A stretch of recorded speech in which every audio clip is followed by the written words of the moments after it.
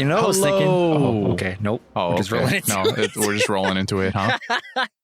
No. Except I've stepped in the way of your rolling. So what do we do now? I don't know. I'm lost. Brain shut down. I didn't think I'd get this far. I didn't think I'd be stopped along the way. What do I do now? You first. What was I thinking? I was literally thinking something. Me standing in your way has stopped my thinking, and then I stopped your way.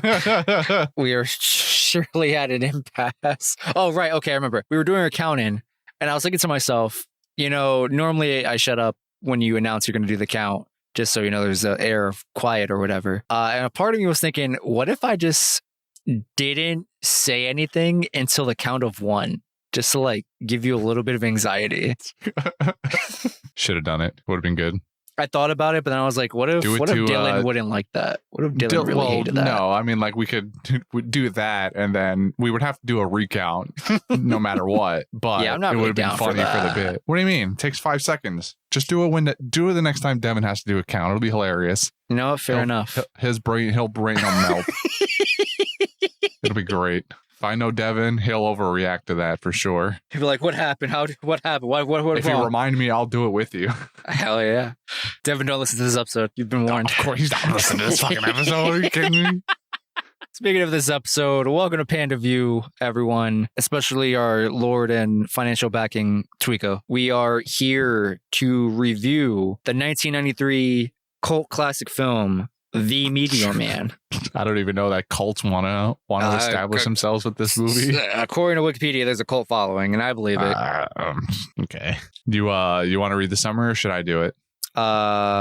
Did you write a summary? Because I wrote one on my little notepad over here. I wrote a summary on our sheet. You want to read both of them? Should I read mine and then you can read yours? Yes, because it gives me time to find our sheet that I can't find for some reason. There's not much here. So imagine this. You're walking down the street on your way home from sitting in a dumpster for 3 hours because some kids doing their best 2017 Jaden Smith impression chased you all over town. A soft green glow appears on the back of your hands as you observe the local homeless man passed out in the alley. Looking up, you see a fiery, heat-seeking rock coming straight for you, and before you know it, wham! You're now in an episode of The Twilight Zone. But, if it was directed by Tyler Perry's Medea instead. The Meteor Man is a quirky superhero movie that tried to make a name for itself during an era where superhero movies were being thrown at the wall and finally beginning to stick. With a surprisingly stacked lineup of black actors, both known and soon to be known, this movie delivers a surprisingly poignant message about the power of community coming together to overcome adversity, and also that gang violence can be stopped by just politely asking them to not. Nice. I kind of don't want to read mine anymore, but I'm going to anyway. That's the spirit. 1993's The Meteor Man follows the... Wow, I can't. Hold on. Please Didn't even make it 5 words. Hold on. Follows the tail. 1993's The Meteor Man follows the tail. Wow, I'm having Are you okay? No, do I need did to not call an ambulance for you? This isn't a bit, by the way. This is real. I don't know if that makes it better or not. Okay. We're gonna make it past the first sentence, everyone. We can do this. 1993's The Meteor Man follows the story of Jefferson Reed, a mild-mannered substitute school teacher whose Washington, D.C. neighborhood is being terrorized by a local gang called the Golden Lions. One night, after a run-in with the gang, Jefferson is struck by a meteor, crushing his spine and leaving him with awful burns. However, Jefferson not only makes a full recovery, but also wakes up with an array of superpowers. Such powers include the ability to talk to his dog, absorb and retain the full content of any book he touches for 30 seconds, and X-ray vision. With these newfound powers and a bunch of encouragement from his neighbors, he becomes the crime-fighting superhero known as Meteor Man. That's my summary. They're the Golden Lords. You know what? I thought that, and either I made a typo or I read something on Wikipedia that was a typo. But that sounds right. It was definitely not lions. Because all of the different positions are like junior lords and baby lords. Maybe the Wikipedia page is written by a German. I think their logo is a lion, right? But then also that guy owns a tiger. Very conflicting information, and also plays with a slinky. a golden Slinky for some reason because he has to be the quirky villain of the week. Maybe we should rebrand the golden ham to the golden Slinky. I like that, but also Slinky has no relevance to One Piece. And a ham does? Yeah, it's because what Luffy loves. He loves meat. Yeah, but I don't know. The golden rubber band. It's rubber band's too many words now. I'm used to one syllable golden things. I know Slinky's not, but it'd be fun too. But need something punchy. One syllable, golden band. Anyway, we're on the wrong podcast for that. We're not talking about that. That garbage. We're talking about the prestigious, the one, the only, the Meteor Man. The Meteor Man. So I'm just gonna come right out the gate with my general review of the movie. This movie's bad. It's got charm. It's a bad movie. Let me not context, but for added discussion point here, may I read to you this review from back in the day? I think it was the LA Times, written by Roger Ebert, excuse me, if I may. Roger Ebert gave this movie a 2.5 out of 4 stars, writing, "The movie contains big laughs and moments of genuine feeling, but it seems to be put together out of assorted inspirations that were never assembled into one coherent storyline. Kids may like the film, and anyone can enjoy the moments of inspiration, but The Meteor Man could have been better if it had tried to do less, more carefully." And honestly, I think that's a perfect summation of this film. It has good moments. It is overall mostly enjoyable, but it did feel like there was just too much going on. Like, pacing was really weird. It would like go really slow and then just zip, zop, zoop around to the next scene and after the next scene. It needed some work. All right. Also, this movie ran on a $20 million budget and only grossed $8 million domestically. I read $30 million. Several times I read $30 million. Someone's lying. Did Wikipedia tell you 20 million? Yeah. It says a budget of 20 million domestically. It also told you they were the Golden Lions. Did I misread that? Okay, no, I definitely had a stroke. It says Lords right here. I don't know where I got Lions from.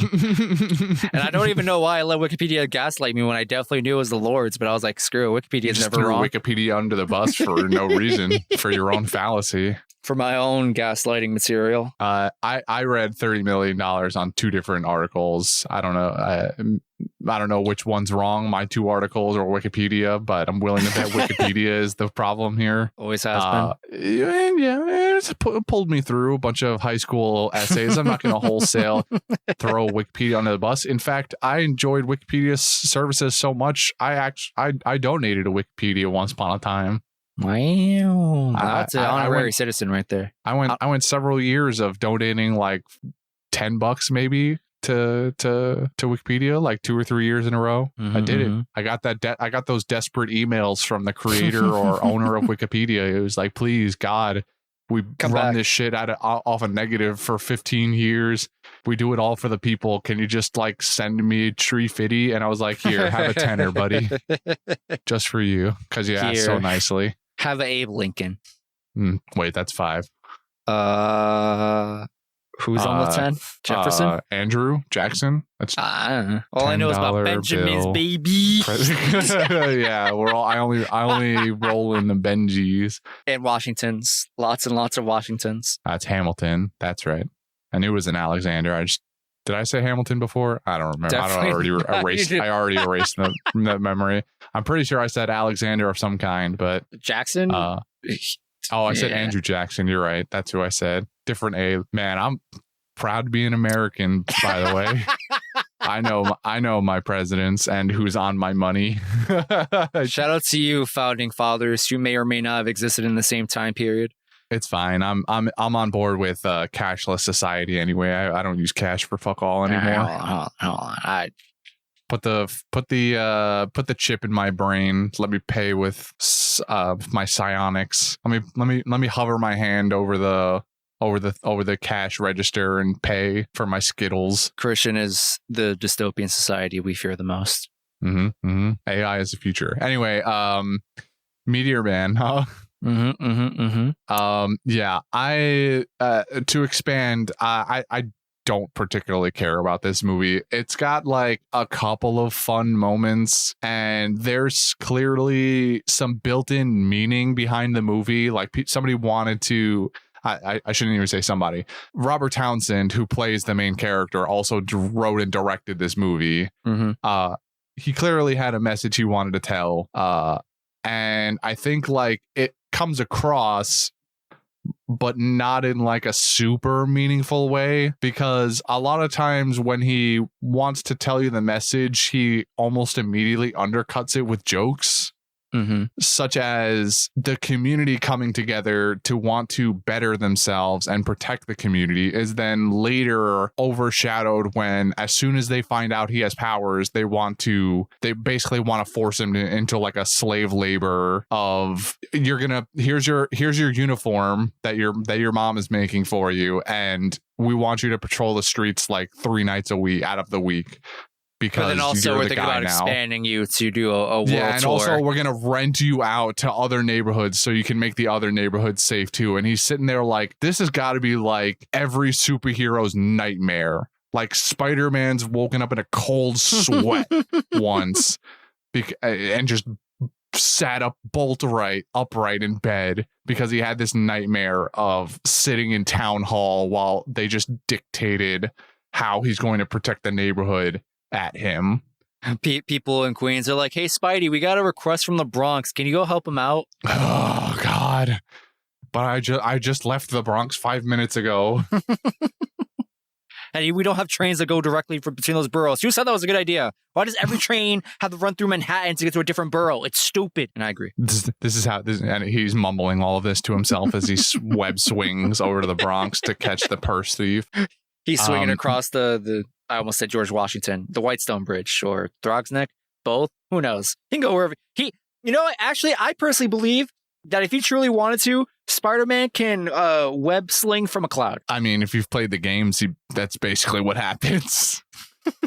you be in the middle of in the middle of Central Park where there's nothing above you to swing off of, and you'll press the shoot web button and it'll just magically lock on to a passing bird or something and let you swing. Hey man, they're drones. We got to use them, Public funding's going to those things. I got to get value. So yeah, I mean, I'm not going to hide the fact that I don't particularly enjoy. There are good moments, and most of them involve his best friend Mike, except that one time Mike takes his uniform and pretends to be him. That was pretty shitty. Not to mention, there's several instances of people trying to imitate him and it only going poorly for them, or potentially going poorly for them. Number one, well, his dad does his dad specifically quote himself as Meteor Man? Yeah, he went on to the news station and like did an interview, and he was like, "I'm the Meteor Man." Was that his dad? That wasn't his dad. I swore that was his dad. That wasn't his dad. That had to have been his dad. His dad is just like an all-around badass who isn't gonna take shit from a gang that all wants to look like each other, filled with children who dye their hair blonde. No, the guy on TV was just some random schmuck who was like, "Yeah, I'm Meteor Man, sure, yeah, come fight me." I thought it was his dad. Nah, his dad was eccentric, and so was his mom, but not to the point of imitating his identity. And then his best friend does it, and in both cases, like they're thrust into trouble because they're taking the name of Meteor Man, and the Golden Lords are like, "You Meteor Man, the Meteor Man." Okay. So yeah, Meteor Man pulls out an army of guns. Wait, hold on. Wait. Did I say Meteor Man? I mean, I might be the man. All right, let's not get it twisted here. Like, there's the whole mall scene where his friend Mike has stolen his thing. They have that dramatic scene just before that where someone is breaking into his apartment. And you're like, ooh, who could it be? And then immediately it's, Meteor Man's at the mall meeting people because he went on screen and was like, I'm doing a meetup, like Kai Cenat. and everyone flocked to the mall. Topical. And then, he just wanted to bang the news chick at the end of the day.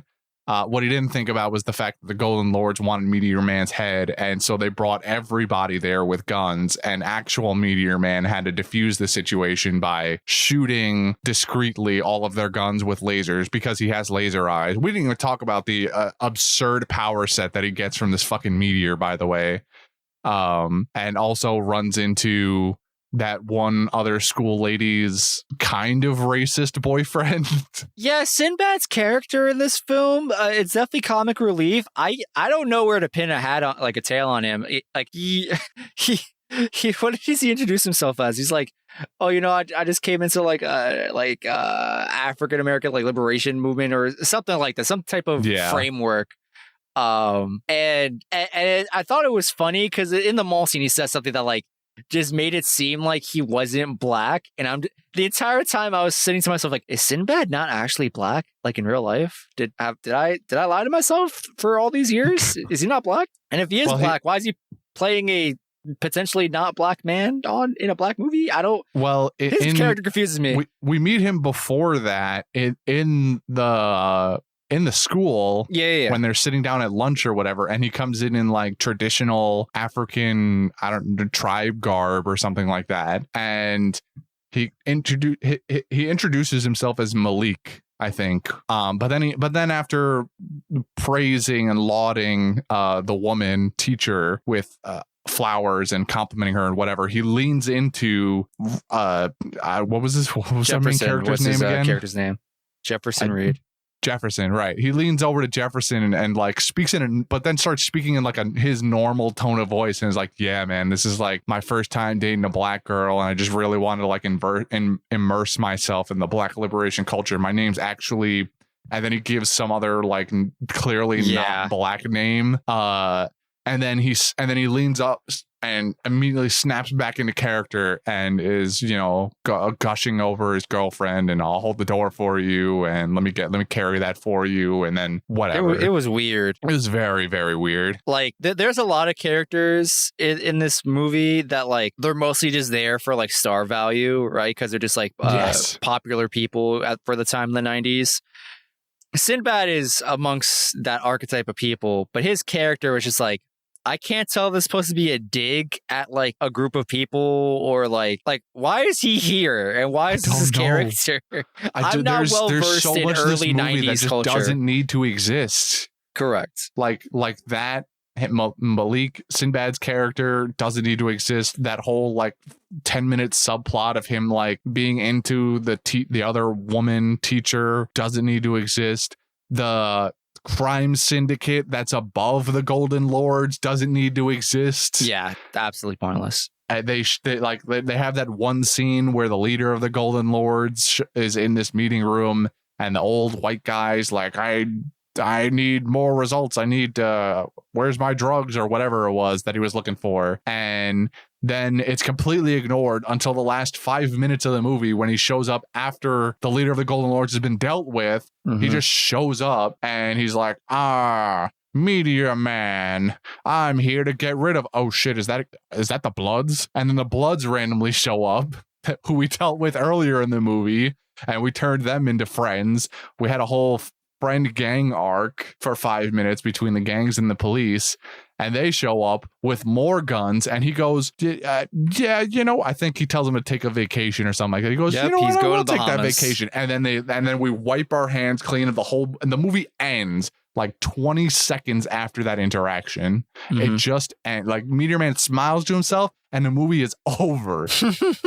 We could have spent that 5 minutes like wrapping up and having some nice scenes between him and his parents, or Mike or James, like the community, or James Earl Jones or something like that. Yeah, like it could be a block party or something. Group hug, a block party, exactly. But instead we went, oh right, we forgot about the crime syndicate. Stupid. You know what the most egregious part of this movie is for me personally? Go on. Chris Tucker's in this movie uncredited. He's the MC voice that you hear in the mall, but you just never see him because he's not on screen. Is that the wrestler? Chris Tucker, a wrestler? Who's Chris Tucker? Chris Tucker from Rush Hour, you goon. Oh, sorry. Chris Tucker sounded like a wrestler. There's a wrestler named Tucker, right? Something Tucker? No? nothing rings my bell. I don't know. Oh, okay. But I don't know. granted, I don't reason, know when Chris Tucker's career kicked off. It probably just would have been with Rush Hour. But Chris Tucker being uncredited in this film upsets me. Not even the IMDb page. Cannot confirm, but definitely not in the credits. Yeah. So true real crime. Yeah. On the topic of people that are in this movie. So we've got, Robert Townsend, who is a fairly well-known guy. Then you've got James Earl Jones, who plays just a kooky music neighbor. Enthusiast. Music enthusiast, always changing his haircut, looking ass on some Frankie energy from One Piece. Yep.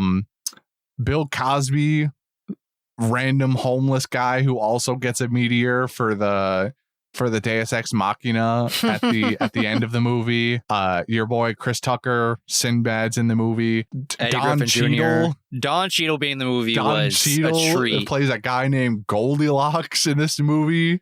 It was great. He's just there. We got Tiny Lister, the big dude who breaks his arms and leg on Meteor Man's body. Who else we got? The Bloods are played by Naughty by Nature, a music group, and then the Crips are played by Cypress Hill, another music group.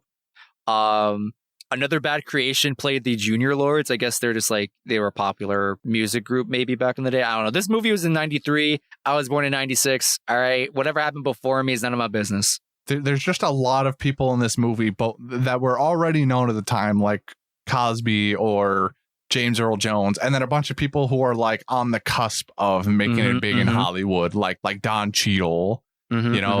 It's crazy. Clearly, the $30 million budget went to hiring people and the acting cast, because none of the rest of the movie went towards special effects or costumes or anything. They all just showed up. Hold on. They all just showed up in their clothes they had around their houses. Outside of maybe the Golden Lords, I doubt all of the Golden Lords had suits lying around for all those kids, and also hair dye. Listen, that suit was pretty lit. All right, the Meteor Man suit was actually pretty good. It was very on brand for the time period, and I don't hate it. It was good. Special effects. It's 93. I don't know what you're asking for. It did pretty good for what it was. I'm sure you can point to many good instances of CG or special effects in 93. Can I list them off the top of my head? No, but I'm sure they're there. Press X to doubt. But you know what? I was thinking about this earlier. Motherfucker. Ring ring. One thing. Progresso. All right. You know what? We just gotta please hold. Rip it out the wall. Do it. All right, we're done. We did it. Get rid of it. I really hope Audacity picks up you just dropping whatever. Probably did. Just made that noise. What was my thought here? Right. So when Trigo first told us that this is the movie he requested, I had a instance of that sounds familiar, but I just don't know why. And then I think I Googled it briefly and I was like, this looks familiar. And I finally believe it. This is not a figment of my imagination. There's a scene where it's when Meteor Man starts losing his powers a little bit, and the Golden Lords just roll up on his block and then just spray the whole block, and he catches every bullet, but he's losing his power, so his hands start bleeding for whatever reason. I remember that scene very vividly because this movie once came out randomly on for me it would be Channel 11. It'd be a Sunday. There's no Saturday morning cartoons. There's nothing. It's just, hey, what cheap TV movie rights do we own, and just throw it out on cable, right? So this movie came out on air at some point. I remember just passively watching it at some point because back in the day there wasn't whatever came out on TV is what came out on TV. If you wanted to know what was going to come up, you had to buy a TV guide at your supermarket or whatever, or buy the newspaper, and the cable company would tell you what's going to air on primetime television or whatever. We didn't have that back in the day. You couldn't just flip your channel or on Hulu and just be we're watching X, Y, and Z, and then at 8:00 it's gonna be whatever. No, it was whatever shows up, and if you caught something good, you caught something good, and if you didn't, well, sucks to suck, right? So this movie comes out on basic cable TV, and I'm just here I don't know what this movie is. I'm just kind of bored. I just have the TV on, just mindlessly trying to keep myself entertained. And then you get this pseudo, Superman type esque hero and he gets to do cool things. I just remember him catching every bullet and my brain was like, wow, that's awesome. But also his hands are bleeding. I can't, how'd you do that, bro? That's like the one thing I remember from this film back when I saw this at like, who knows how old I was. It's probably like 8 maybe at most. But it was nice to know that I could rewatch this movie and confirm to myself that this wasn't some weird fever dream I had. This wasn't some delusion you had as a not even a teenager, a child with a wild imagination. So that was kind of cool. Reliving not a false memory, a real memory. But yeah, the movie's not great. I want to quickly revisit the general hodgepodge of powers that he ends up with. Yes. So please interrupt me if I'm missing anything. But we get X-ray vision, which is one of the first ones we discover, plus his super healing factor. He's got super hearing to go along with it, so that he can not only can he see things through walls, he can hear the conversation. He's got super strength. He's bulletproof. He can talk to animals, and he can touch books real good and know the knowledge all withheld in it for 30 seconds, and then it's poof, gone. Am I missing anything? We have telekinesis. Telekinesis. Super laser speed. Eyes. Did have the laser eyes. And I want to say that's it. And a crippling fear of heights. Not given to him by the meteor. He just had that. Because every character needs a flaw. It was kind of funny. Oh, he can fly. I don't even know if we said that. Did we say that? He can fly. Maybe I didn't see that. Didn't say that either. But he can fly, but he's afraid of heights. So he does it like 3 inches off the ground, which was pretty funny. Because there was one moment where he like flies away from Mike and his mom or something, sitting on the front stoop, and Mike is commenting like, there he goes 3 inches off the ground, because one day he'll get over that fear of heights. And then it's just him like clearly on a table that they roll, like one of those roller carts at a restaurant, but they covered it in a green screen so they could CG it out. I'm glad you pointed that out, because I definitely missed that like line of thinking, I guess if you call it that. I just thought it was like bad editing. I was like, wow, they just couldn't be bothered to just edit him in a background of the sky. He had to just be at car level. No, they do give that a reason, and it's kind of a funny bit. I can't lie. I'll take that. That's good. Damn, there was something else that I was gonna mention. In relation to the talking to the animals thing. I don't remember the dog's name, but the dog was cool. Being able to talk to the dog, I found it funny-ish that he had to also speak dog. Like he couldn't speak English, and then the dog just understands, and he just understands barking. He had to like also speak bark back to the dog in order to converse with him, but that dog was looking out for him. Always had his back, like man's best friend should.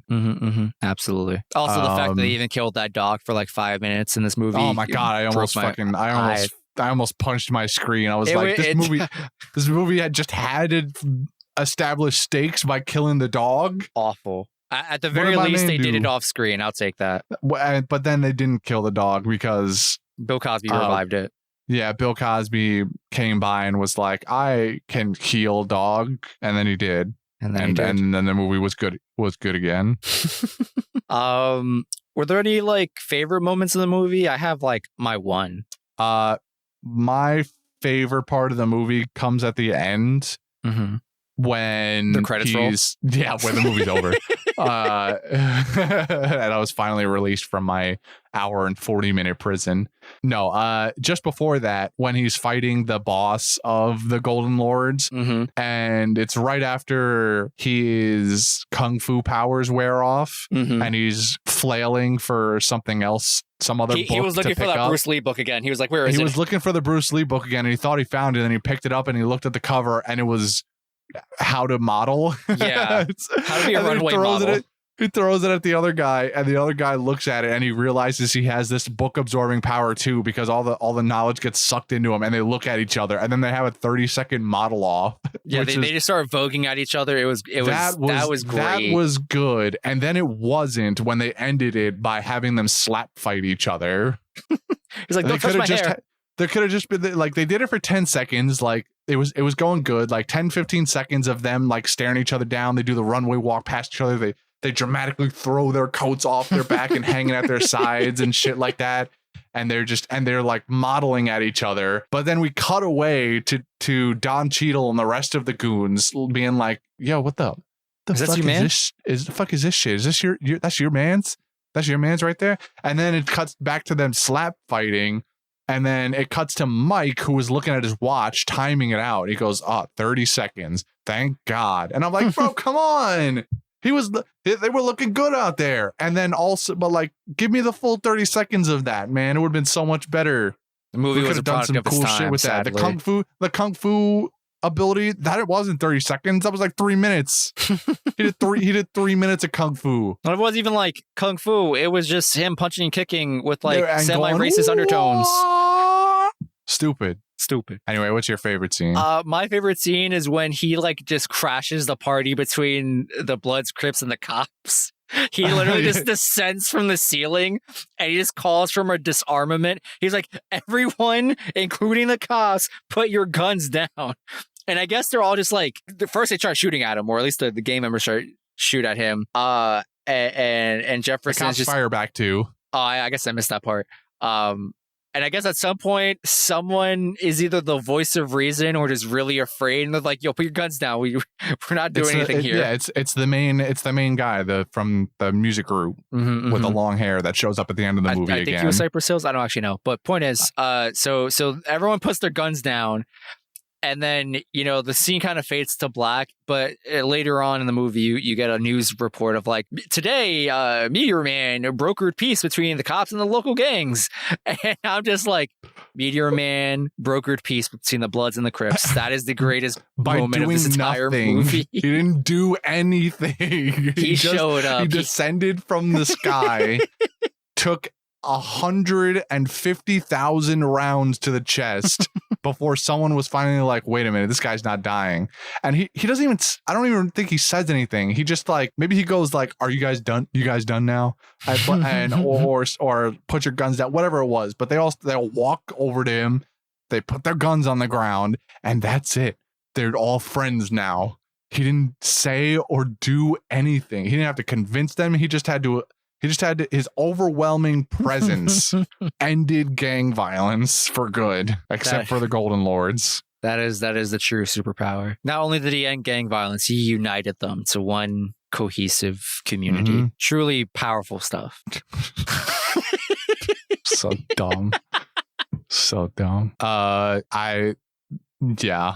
That's all I gotta say. I think that this movie, I appreciate you, Twigo, for giving me this movie to experience and for confirming Justin's childhood delusions. That's it. I had nothing else to say about this. This was not a good movie, but hey, here we are. They tried, and I can respect it. They tried. Justin, now that we're here and that we're pretty much done talking the movie, I gotta tell you about something.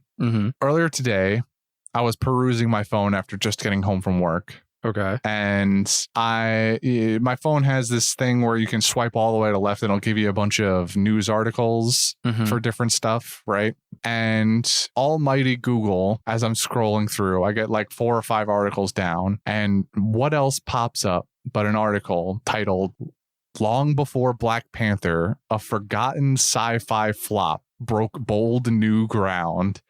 And what do I see on my screen but a picture of Meteor Man? Yes. Almighty Google gave me an article for Meteor Man, of all things, because of course it's spying on my information and my search and my history. Absolutely. Justin, this person has a pretty a fairly positive spin on it because I don't know. I guess they're part of that cult that enjoys this classic. Justin, we almost recorded this episode on 2 days ago. Today is a Friday, August 4th. We almost did this on Wednesday, August 2nd. If we had done it on Wednesday, August 2nd, this would have been a much lesser podcast because, Justin, this article from inverse.com was published 15 hours ago. What? Okay. Somebody wrote an article, not very long, but nonetheless, wrote an article about Meteor Man 15 hours ago. The universe works in very mysterious ways, Justin. But You're I'll tell right. you what, this has an actual reason. Okay. Because Meteor Man was released in the year of our Lord, 1993. Mm-hmm. It is 2023. It is the 30-year anniversary this year of Meteor Man. But not only that. Oh. Do you want to know what date Meteor Man was released on in the year 1993? Oh my God. Is it August 4th? Close. August 6th. August 6th is the anniversary, the 30-year anniversary of Meteor Man. We are living in a moment. This is a simulation moment if I've ever seen one. I don't know who you are, Twiggo, but this has to be a setup. This can't be a coincidence. He knew exactly how long it would take for us to finally get this done. He knew exactly when the anniversary Absolutely. was. He hired that person to write that article 15 hours ago. Completely baited and switched. I don't know how he did it, but hats off to you, Twiggo. I'm impressed. I when I tell you, Justin, I clicked on the article because I was like, okay, yeah, this is weirdly topical because we're about to record. And then when I tell you the audible gasp that escaped my lips when I read, and I found this 3 hours ago before eating dinner, so it said 12 hours at the time. When I saw 12 hours ago, written by John O'Brien on inverse.com, I went, no fucking way. No fucking way, man. And then I read the article and I discovered it was the 30th anniversary in 2 days. And I'm going to implore Dylan to release this in 2 days on August 6th. Oh my God. This would be great. Also, okay, in a slightly more inspirational note, the article also informed me that apparently Robert Townsend got the idea for this movie talking to his 6-year-old nephew at the time, asking what he was going to be for Halloween, inquiring if the child was going to be Spider-Man or Batman or Superman, and the kid allegedly responded with something along the lines of, I can't be those characters because they're white. And Robert Townsend went, wait a minute. There's something here. I can work with this. And so he tried to run with this movie on trying to make a black superhero relevant, even if it was one he had to make up, and try to bring more black representation to a medium that admittedly has a long history of being completely white, especially in like the silver age and golden age of comics, 50s, 60s, 70s, even 80s. So despite the fact that he missed the target with his movie, it is commendable what he tried to achieve anyway. I'd argue he even got the ball rolling. This movie was one of the very first movies to get a black superhero on screen, you know, as the lead role, particularly. They got big names attached to it. It didn't make a lot of movie. It didn't make a lot of money. I don't know if $8 million. I mean, inflation 30 years ago. I don't know what $8 million is now. I don't know if that's already adjusted for today money. Highly but doubt it. Even then, it's still on the budget that it had at the time. The money it made at the time was not nearly enough to warrant any other sort of promotion of the movie. So, but the thought was there. And the thought is what counts, as people say. So here's looking at you, Robert Townsend. And happy birthday to you, Meteor Man, in 2 days. Happy birthday, Meteor Man. Sorry we're shitting on you. All right. So now with that out of the way, would you like to hear some reviews that I've dredged up for Absolutely. You're giving Man? me a little preview, and I am no reviews, just of the process, and I am very curious on what you actually decided to stick with along your journey. Yeah. So unfortunately, because this movie is so underground and people don't know about this movie, there are not a ton of reviews. The highest rated one review has 23 likes on it, and it's garbage. It's just like some straight-faced emoji like 30 times, and they rated it a 2.5 out of 5 stars, and it got 23 likes for some reason. I don't know. Anyway, I'm not here to talk about that shitty review. I'm here to talk about an equally shitty review that just says not a fan. Wow. That's all. They got on, they logged into their Letterboxd account after watching this movie, and after thinking about all of the things that they could have said about it, not a fan. On the flip side of things, someone who has a little bit more fun in their life probably wrote, "Y'all are high as shit. This is a ton of fun." And with an outstanding review like that, you know they had to give it 3.5 stars. such a high review of this movie, and they gave it a 3.5 stars. Not even a 4. I would expect someone that enthusiastic to give it a 4. IGN shitting on a new indie game, rated 9 out of 10 stars. It's got a little bit of something for everybody. 9 out of 10. This one's a little bit longer, and I'm going to read this word for word, even if it's not going to make a lot of sense. I am Meteor Man. I am Meteor Man. He is here, and I am him, for Meteor Man is us all together as a family, as a blood, as a union, as a community of brains, brawn, and giant vegetable garden. Thanks, Bill Cosby, for this generous gift of life. See you later, homie. More powerful than you can even imagine. That is I, and that is you too, for we are Meteor Man. God bless. Want to learn how I earn $3,500 a week off of just sitting on my computer? Learn these hot tips by clicking this link below. I'm just giving to this community. And then it's a bunch of either Chinese or Asian, some Asian language characteristics, characters. I have no idea which one it is, but do you want to know how many stars this highly enthusiastic review gave it? Let me roll a 2.5. Ooh, close. 3.5 stars. 3.5 stars on that one.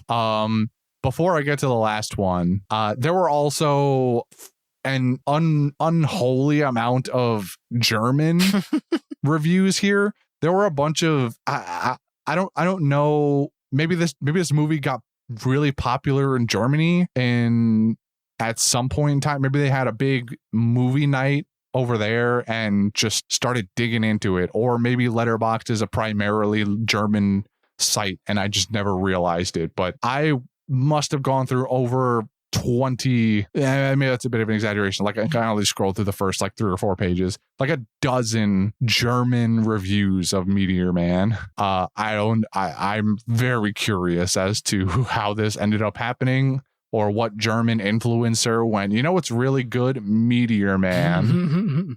Or some German YouTuber had the same delusion you did once upon a time and was like, I think that's a good movie. Anyway, the last review I have for you and all of my lovely listeners is, if the super movie doesn't have a model off, I don't want it. That's good. That's great. And I agree. 3.5 star reviewer. God damn, we just can't break up into the 4-star echelon, man. If I remember correctly, there was one 4-star review, someone who was very indignant as to the fact that people didn't like this movie more. There was also at one point someone gave a review that was like, Meteor Man will return in Avengers Secret War or something like that too. That was funny. That's great. But yeah, almost universally this movie was getting like 2s and 3s with some outliers of 4s, and pranksters who want to give it 5s, and Germans giving lengthy reviews of it. But that's it. That's all I got. That's all the reviews. Do you have any closing thoughts on The Meteor Man? I think this movie is enjoyable enough to suggest watching, in the terms of like, you know, if you wanted something, campy is, I guess maybe not the right word, but something just goofy, you know, you're bored on a Sunday afternoon and you just want to, you know, waste an hour or two. Go watch The Meteor Man. I think it's enjoyable. I would point any of those people to the laundry list of straight-to-DVD Nicolas Cage movies before I pointed at The Meteor Man. I mostly just need other people to watch this so I don't feel alone in the world, all right? Yeah, you just need to feel vindicated, and I understand that. Like, I watched it. It's real. Look, it's right here. It happened. I'm not crazy. All right, that's it. That's it. While you're here, do the thing. Thank you for listening to us. Hopefully you will listen to this in 2 days. Dylan, do the thing. So yeah, if you want to follow us on socials, we're on Instagram and Twitter/X while that platform still exists, at Panda Sightings. If you wish to email us about stuff, you can do so at pandasightings@gmail.com. We have a Patreon. You could become another, financial backbone like Twigo if you wish, or just a general supporter. You don't have to. We appreciate it though. And if you wish to join our lovely, lovely, lovely, lovely community, we have a Discord server. There are fabulous people in there. They're all going crazy over the Barbie movie, not so much Oppenheimer, definitely the Barbie movie. Everyone in there is Knuff. You are Knuff. And if you want to be Knuff with us, join our server. That's it. You think we have to make a Threads account? I've been trying really hard not to personally, but maybe. From what I've been hearing, it's like really bare bones. And it's honestly, truly, in my opinion, meant to be a backup for all the people who need Twitter because they're in a entertainment industry or something adjacent where like having a Twitter is like just really important to who you are for your career. And you just need the backup of Threads. We're not there yet. Our Twitter is mostly dead. Sorry to anyone who's not on Instagram, even though our Instagram is also dead. But we use that way more often. Yeah, just join our Discord if you really want to reach out to us. We're always there. Except Devin. Devin's just kind of a ghost. Comes in at 3 a.m., asks where the people at, and then leaves. Dev who? Yeah, I don't know. Same. All right. That's another one in the books. I'll see you next time, Justin, when we're the only ones who show up again. So you go. Hit us with the nearest movie.